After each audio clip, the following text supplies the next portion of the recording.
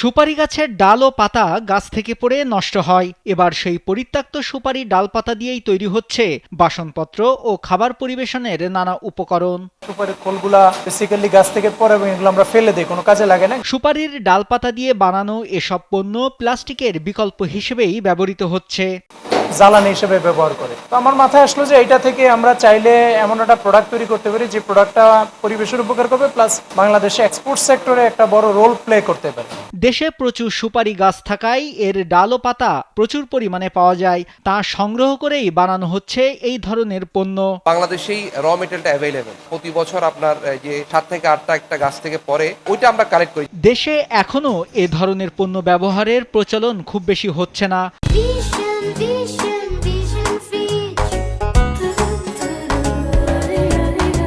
তবে পণ্যটি অল্প তৈরি হওয়ায় এর খরচও বেশি পড়ে। রিকোয়ারমেন্টটা এখনো বাজারে ওইভাবে হয়নি, মানুষ কম নেয়, যার কারণে এটার প্রোডাক্টের কস্টিংটা আমাদের বেশি পড়ে যায়।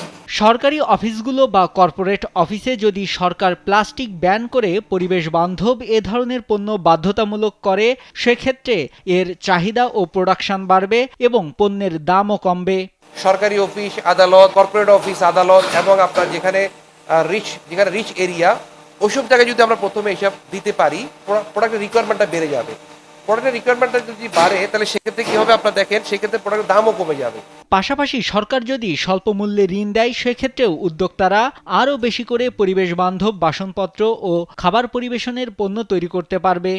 এই সেক্টর যদি আপনার স্বল্প সুদে বা স্বল্প ঋণে যদি কোনো ফিনান্সিয়াল সাপোর্ট পাওয়া যায়। সারা দেশ থেকে সংগ্রহ করা হয় সুপারি গাছের ডাল ও পাতা। সেগুলো চট্টগ্রামে এনে ওয়াশ মেশিনে পরিষ্কার করে তারপর ডাইসে গরম করে কিছুক্ষণের মধ্যেই তৈরি করে আকর্ষণীয় সব বাসনপত্র।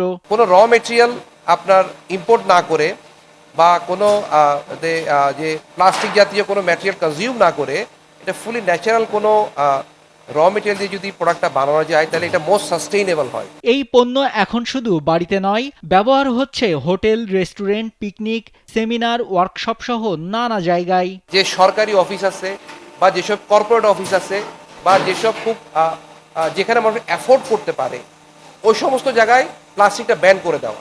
প্রতিষ্ঠানটিতে কাজ করছেন এলাকার কর্মজীবী মহিলারা। পর্দার আড়ালে নিরাপদে কাজ করার সুযোগ পাচ্ছেন তারা। আমি জাস্ট টাইম 8টার মধ্যে আসি।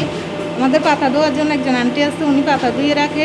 চট্টগ্রামের হালি শহরের সাগর পাড়ে গড়ে উঠেছে এমনই একটি প্রতিষ্ঠান, ইকো ভ্যালি। তাদের লক্ষ্য বন্দর নগরীকে প্লাস্টিক মুক্ত করবে। আর সরকারি সহায়তা পেলে এই উদ্যোগ শুধু ইকো ভ্যালি নয়, পুরো দেশের একটি সম্ভাবনাময় শিল্প খাতে পরিণত হবে। নাইমুল হাসিব, কালবেলা।